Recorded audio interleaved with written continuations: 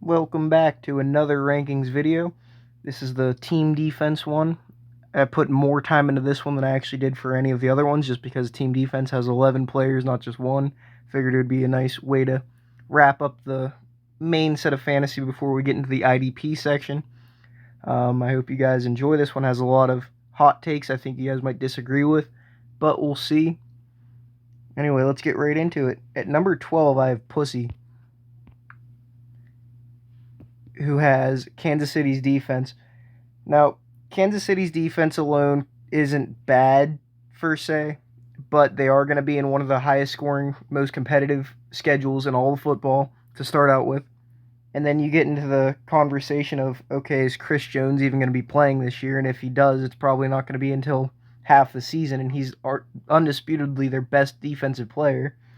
Um, they did actually get Felix Nduike, who was Felix Nduike Uzama, who was the fourth defensive end out of the draft. That's some upside at least, but overall only having one defense. The defense is getting worse. Hardest schedule in the league up for debate. I don't see it working out too well. Coming in at 11th, I have Booty Basher. He has Cincinnati, who lost, as you can ask Mr. Darth Malice over here. They lost Bates. They lost Bell. Both of their very good safeties that made the whole defense look better than it actually was. Um, they did get Myles Murphy, who was the third defensive end in the draft. That's something. Overall, I don't really think Jordan Battle is worth talking about, though, because he's not even set to start this year. Darth, you could correct me if I'm wrong. Let me know if there's any big players or anything like that I'm forgetting. I just don't think Cincinnati's going to be that great in terms of fantasy this year. But Booty also does have Green Bay, who again is losing more than they're getting. I think they're losing Adrian Amos, who is another safety that was making the entire defense look better than it was, I think. So overall, I don't think the Packers are going to be that great. Also, about the Bengals, they also are playing in a very high-scoring division, so I don't think that's going to work too well for them. You got Devondre Campbell, who might come back and start being healthy again. That's an up for you, but I am very worried about him. I have the linebacker actually on my IDP, but he just has so many injuries. I don't know if I can say he's probably going to stay healthy. Something worth mentioning is they did get the pickup of Luke Vanette. He was actually the second defensive end taken in the draft. Technically, he was a linebacker in the draft, but the Packers are going to be using him as a defensive end, they said. So that's something at least worth mentioning, but I don't think these defenses are very good. Overall, I think they lost more than they're getting this year. Coming in at number 10, and this is going to be a big upset, I have Toxic Zenpai. He has Buffalo's defense. Now, keep in mind, this is not the Buffalo's defense that it's been in years past. I've been a Buffalo fan for a few years now when it comes to fantasy, when it comes to real life. I've been thinking they were going to do really good. However, this defense is not nearly the same defense as it was in years past, and they have an even harder schedule this year than they did last year, especially with Rodgers joining that division. The Jets' offense is probably going to be a lot more of a powerhouse. Tua might be healthy, so they might be a lot more of a powerhouse. Overall, the Bills are just not looking as good in terms of their schedule to kick things off. Also, they lost their all-pro linebacker and Tremaine Edmonds to the Bears. They also are going to be missing Von Miller for the first 4 weeks at least, could be longer. But they are getting Leonard Floyd from the Rams. He's solid, but I don't think he's nearly as good as an elite edge rusher, for example. But I do think he's at least okay. But overall, I don't think this Buffalo team is nearly as good as it seemed last year. And then he also has the Chargers defense. I just realized I actually didn't click on his name to show you, but you guys are only looking at logos pretty much. But anyway, he also has the Chargers defense, who all they've done in terms of transactions that I think are noticeable for this offseason, they lost Drew Tranquill, who was one of their middle linebackers, and they gained Eric Kendricks. I think that's a slight upgrade. I don't think it's anything too crazy, though. I think Tranquill was pretty good. I think Kendricks is one of the best middle linebackers in the league, but he is getting old. Overall, I think the Chargers' defense just overall isn't special or anything like that. And plus, they're playing in one of the hardest divisions in the league, as you saw with the Chiefs and Pussy back there. So I have them ranked number 10. I don't think they're nearly as good as many may be expecting. Coming in at number 9, we have J-Bay.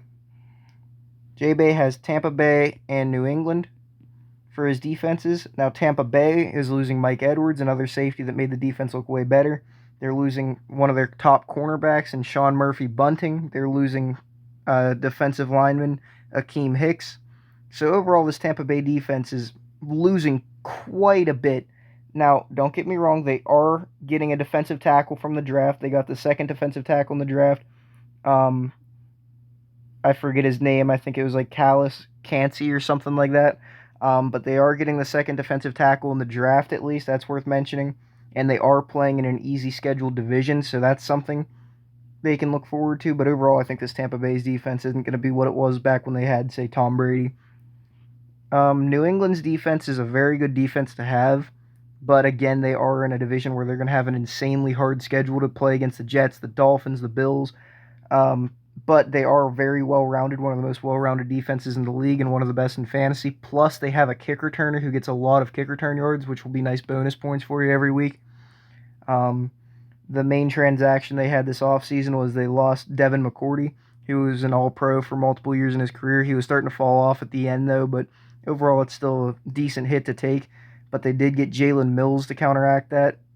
Overall, I don't think it's worth it. I don't think Jalen Mills is nearly as good as the loss of Devin McCourty, so I think they are getting a slight downgrade, but nothing too crazy. But I have them at number 9 overall.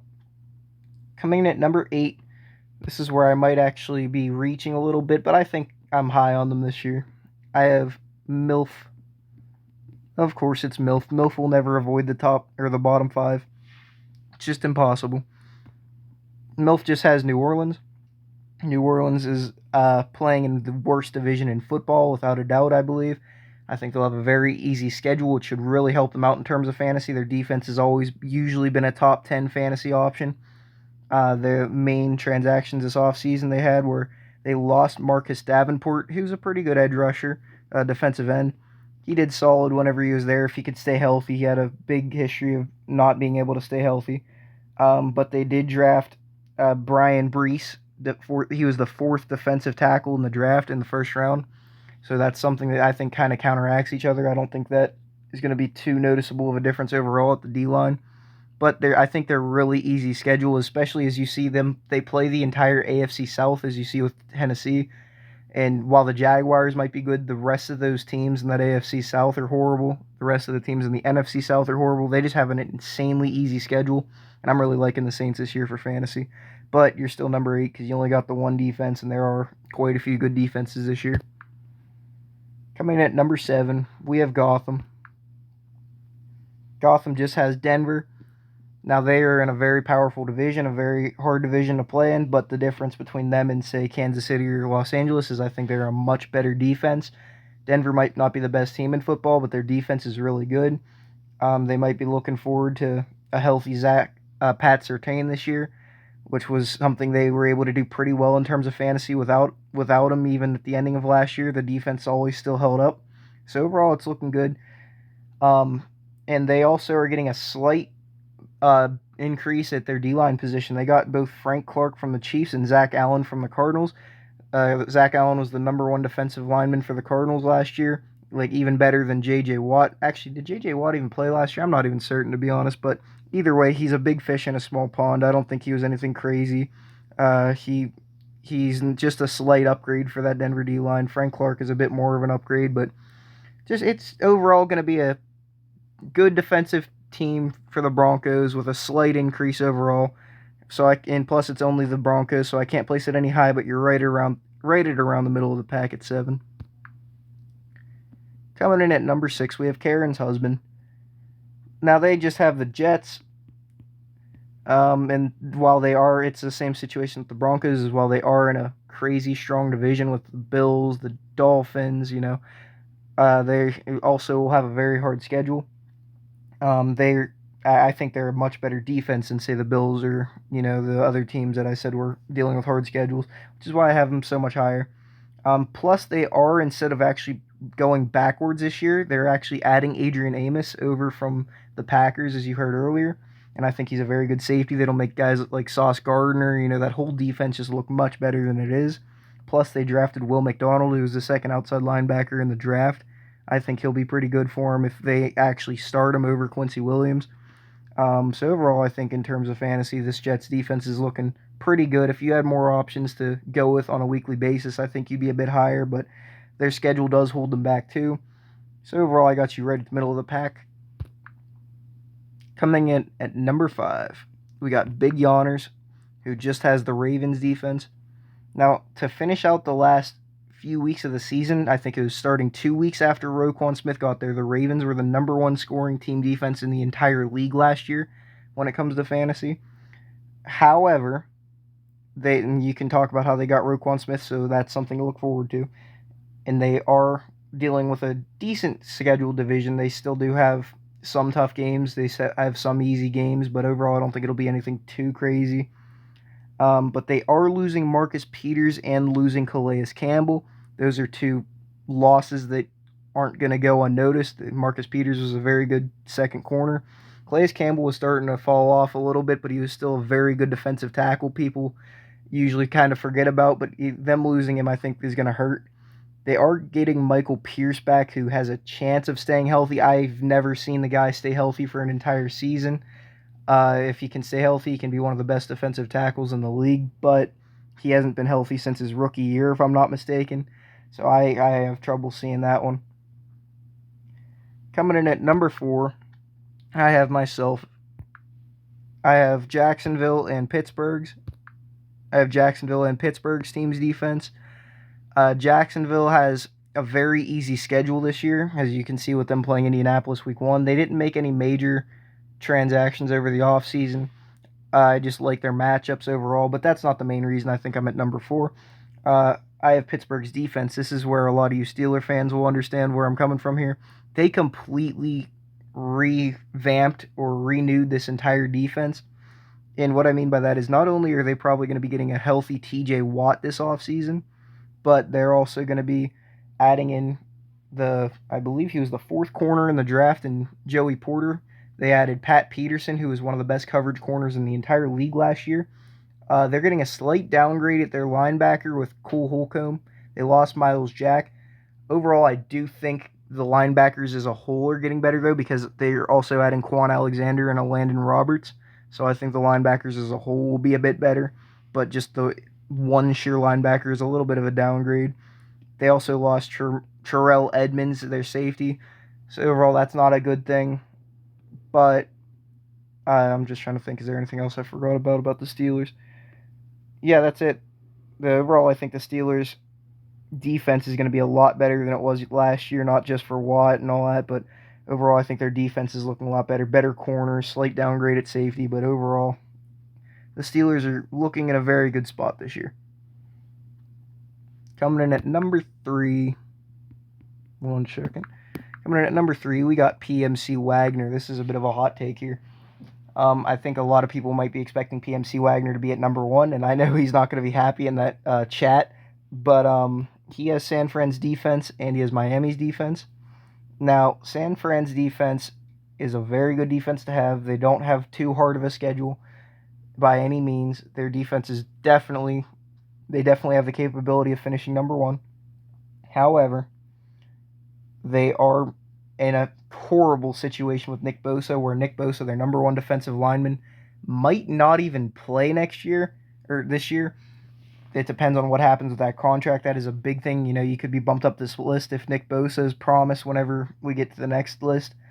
But overall, I don't think that's a very good situation to be looking forward to. On an upside, they are getting Javon Hargrave, a very good defensive tackle. Not one of the best in the league, but a solid defensive tackle nonetheless. And their linebackers have always been an issue of how healthy they can stay. I think if they can stay healthy, plus Nick Bosa comes in, they'll finish the number 1 defense in the league. However, it's not likely. There's just a lot of things that could go wrong with this defense. It's a high risk, which is why I only have you at number 3, but the defense still has the insane upside you drafted them for. Don't get me wrong. And then you also got Miami. I guess we can talk about them real quick. Miami is getting Jalen Ramsey, but he's going to be hurt until about week 4. They are actually kind of revamping their safety core. They lost both Eric Rowe and Bobby McCain. They gained Deshaun Elliott from Detroit. Overall, that's a pretty bad downgrade to lose two starting safeties and to gain one that was struggling all year. Plus, he's very injury prone. So I think they're getting a downgrade at safety. They're getting a good corner though, very good corner in Jalen Ramsey. They are upgrading their linebacker core a little bit with David Long from the Titans. Toxic, you probably remember him from last year.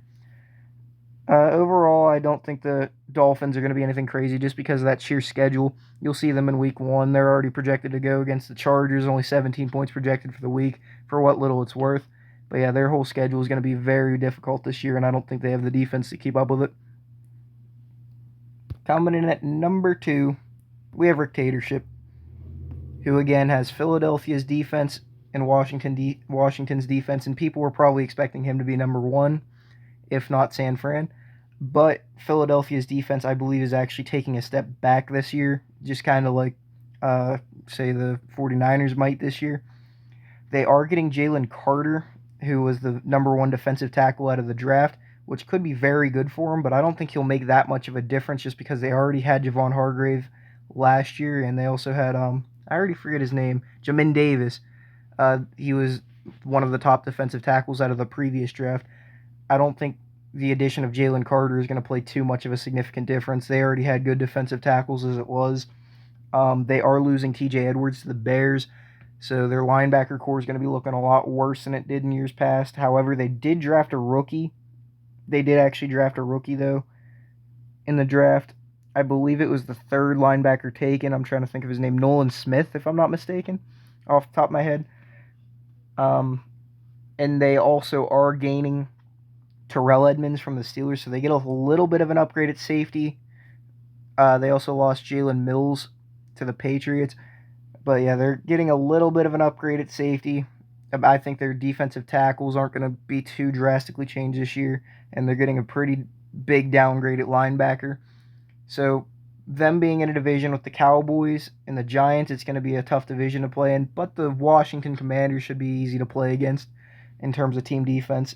You actually have them too, but overall, I don't think they're going to finish as high as the number 1 defense I have on this list. And then you also have Washington with their defense. Washington is in the opposite boat of Philadelphia, where they have a very good defense overall still, but they're in a division where they also have to play the Eagles, who happen to have a very good offense in comparison. So I think Washington's going to be struggling all year, especially with that horrible offense. That isn't going to be helping the defense at all. I think they downgraded at their linebacker. They used to have Cole Holcomb, lost him to the Steelers, but they did get Cody Barton back from Seattle. I don't think that's a good thing, though. Anybody who watched Cody Barton realized how slow he was at reading every play, how much he got burnt. Cody Barton was not a great linebacker last year, so I think that's a pretty severe downgrade. On the flip side, they might get a healthy D-line this year, maybe. Honestly, I kind of doubt it. It's Washington. They're always struggling with injuries. They do have Forbes that they got from the draft, the 3rd cornerback taken overall, so that should help them. But overall, I don't think this Washington team is going to be anything crazy. I think they'll be a good plug-and-play in case Philadelphia has a tough opponent. Coming in at number 1, and this is where some of you might want to just stop watching the video, or turn your TV off, or whatever the hell you're watching this on. You might want to just leave, because yeah, this is just making me sick. I don't even know if I want to say this, but number 1, we have Scrambled and Wiggle Waggled. Oh man, this is bad. But oh man, he actually did something good here. Maybe it was on accident. I don't know what happened here. He by some miracle of Jesus Christ in the heavens above, took Dallas's defense, who I think is going to finish the number 1 defense in the entire league this year. They were the 2nd highest scoring team defense in the league, if I'm not mistaken, last year. Plus, they're getting the addition of Stephon Gilmore. They've always struggled with having good coverage corners. Trayvon Diggs has been really good for big plays, but not coverage. But having one of the best coverage corners in the entire league, I think, is going to be a really good addition for that defense. Plus, they have Mozzie Smith coming in, who's the 3rd best defensive tackle in the draft. So overall, they're directly targeting their 2 biggest holes on their defense. Their schedule actually wasn't as hard as I was expecting it to be. Like you see there, they have guys like or teams like Arizona, New England, San Fran shouldn't be too bad. They have the Rams. You know, I don't think their schedule is actually going to be that hard compared to what people are expecting. So I think Dallas actually got a really good thing here. If Scrambled and Wiggle Waggled gets a second defense, especially, yeah, I think they have the very best defense, team defense in the league, well rounded out. Now I do think PMC has the potential to jump up this uh, list 2 spots later on, but as it stands, they have a lot of risk there that isn't looking in their favor as it speaks. But overall, Evan, you did something right. Congratulations. Give yourself a high five. You know, maybe go beat one in the bathroom or something. I don't know. That's up to you. Go away now.